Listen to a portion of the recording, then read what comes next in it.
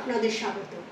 আশা করি আপনারা সকলেই ভালো আছেন। পাবদা মাছের তেল ঝোলটা রান্না করে দেখাবো। দেখুন, গ্যাসটা আমি জ্বালিয়ে কড়াটা বসিয়ে দিয়েছি, তাতে তেলও দিয়ে দিয়েছি, তেলটা গরম হয়ে গেছে। এবার আমি প্রথমে মাছগুলোকে ভালো করে লাল করে ভেজে নেব। মাছগুলো আমি তেলের মধ্যে একটা একটা করে দিয়ে দিলাম। এবার আমি উল্টে পাল্টে মাছগুলোকে ভালো করে ভেজে নেব।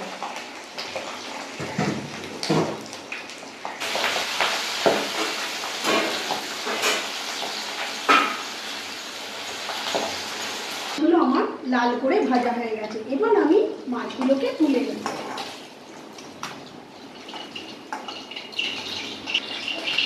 এবার ওই তেলের মধ্যে আমি কালো জিরে ফোড়ন দেব। তারপরে আমি এখানে টমেটো, কাঁচা লঙ্কার আদা পেস্ট করে রেখেছি, ওই পেস্টটা আমি তেলের মধ্যে দিয়ে দেবো।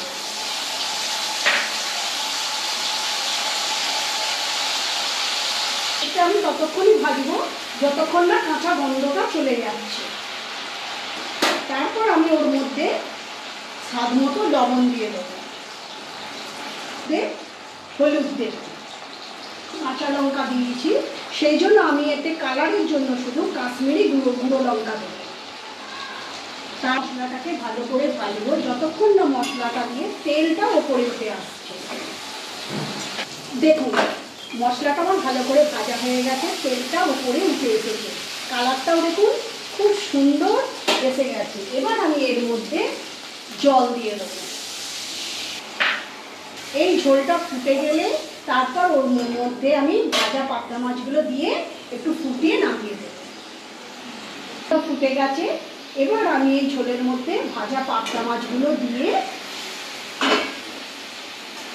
আমি 2 মিনিটের মতো ফুটিয়ে নামিয়ে নেব।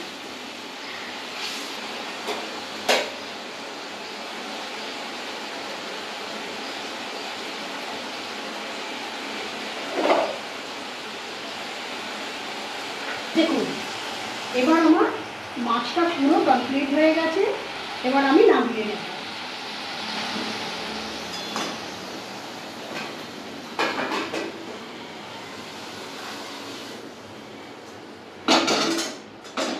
দেখুন বন্ধুরা, কি সুন্দর কালার এসছে, দেখতেও যেরকম সুন্দর হয়েছে, খেতেও সেই রকমই সুস্বাদু হবে।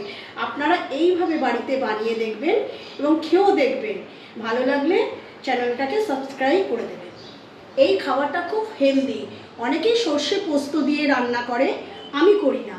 আমি এইভাবেই তেল ঝোল করি, টমেটো, আদা, কাঁচা লঙ্কা দিয়ে। খাবারটা খুবই সুস্বাদু এবং হেলদি।